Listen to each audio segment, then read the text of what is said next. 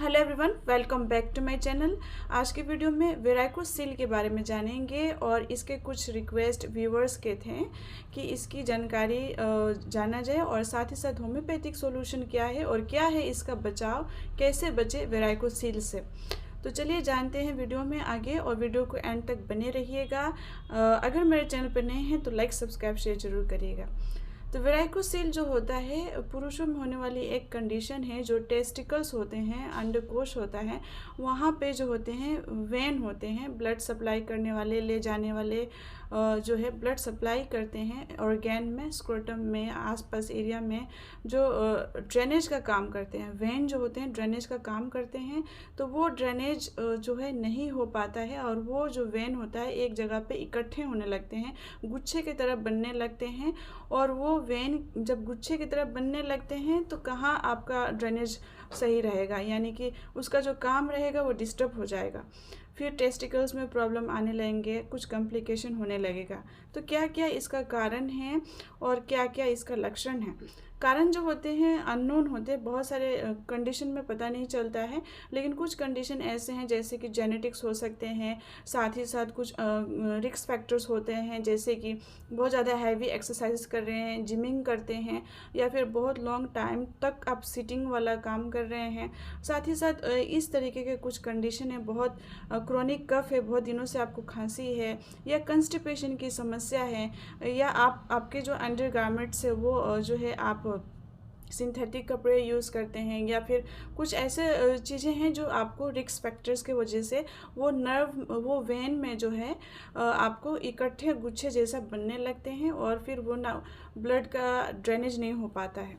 तो इसके वजह से ये कारण कुछ हम लोग जान लिए। इसका लक्षण क्या है, तो जैसे वहाँ पे इकट्ठे होने लगेंगे, गुच्छे जैसे बनने लगेंगे, तो जब आप खड़े होंगे तो आपको वो एहसास होगा कि गुच्छे जैसा कुछ यहाँ पे इकट्ठा हो रहा है टेस्टिकल्स के पास।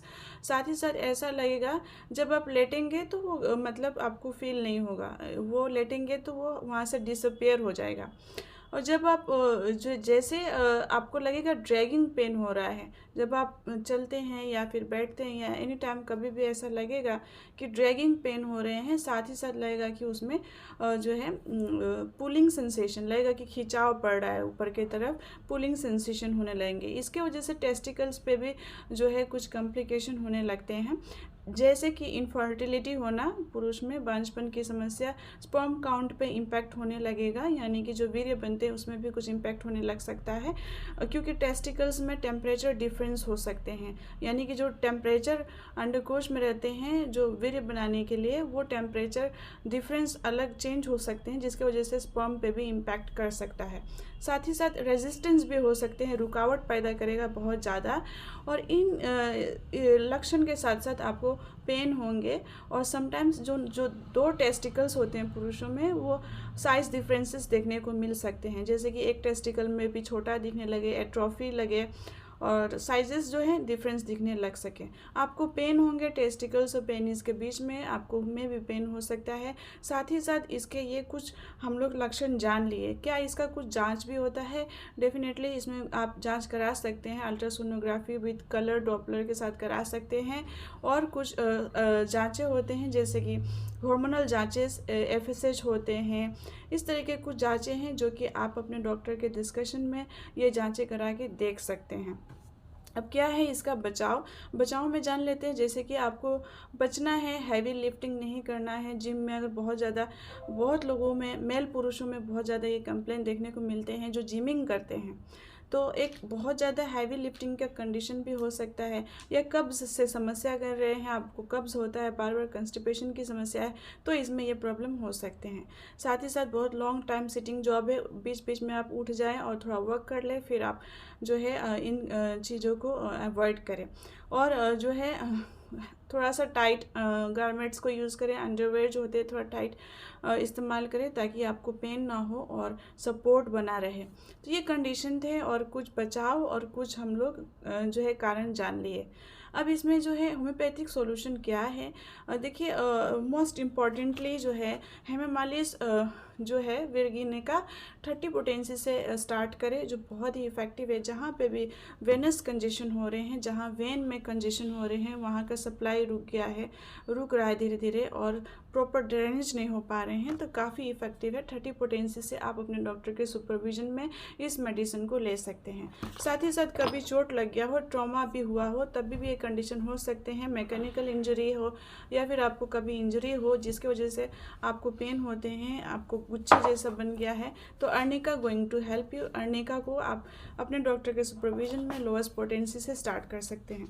इस तरीके से अगर आपको कोई भी ओवर ग्रोथ को रोकने के लिए थूजा काफ़ी इफेक्टिव है, इसमें आप थूजा भी इस्तेमाल कर सकते हैं। इसके हायर डोजेस इंटरमिटेंट ले सकते हैं। अब आते हैं कैलकेरिया फ्लोर पे। कोई भी ओवर ग्रोथ को भी कंट्रोल करने के लिए Calcarea floor is another remedy जो कि बहुत ही इफेक्टिव है। आप अपने डॉक्टर के सुपरविजन में कैलकेरिया फ्लोर जो है पोटेंसी डिसाइड करके ले सकते हैं। फिरम फोर्स जो होते हैं 6x में आपको लेना है, बहुत ही इफ़ेक्टिव है। इसको आपको जो है 4 टैबलेट्स जो होते हैं चूसना है सुबह और शाम को। आप अपने डॉक्टर के सुपरविजन में ये मेडिसिन ले सकते हैं। इस तरीके के बहुत सारी दवाइयाँ आती है, लाइकोपोडियम, सल्फ़र, कैलकेरिया, इन सारी दवाइयों से काफ़ी हेल्पफुल मिलता है। तो आप अपने डॉक्टर से डिस्कस करें, इसकी जानकारी जानें, अगर अपने कॉम्प्लिकेशन से बचें। और इसमें कुछ कॉम्प्लिकेशन हो जाते हैं अगर आप इसका ट्रीटमेंट सही तरीके से नहीं करते हैं, तो मे भी फर्दर बांझपन की समस्या आ सकती है या फिर स्पर्म काउंट डिक्रीज हो सकता है, वीर्य बनने का कम संभावना हो सकता है। तो इन चीज़ों से बचें और अपने डॉक्टर से बताएं, definitely they will going to help you. So that's all for today. I think varicocele के बारे में आप समझ पाए होंगे। So take care, like, subscribe and share if you like this information. So take care.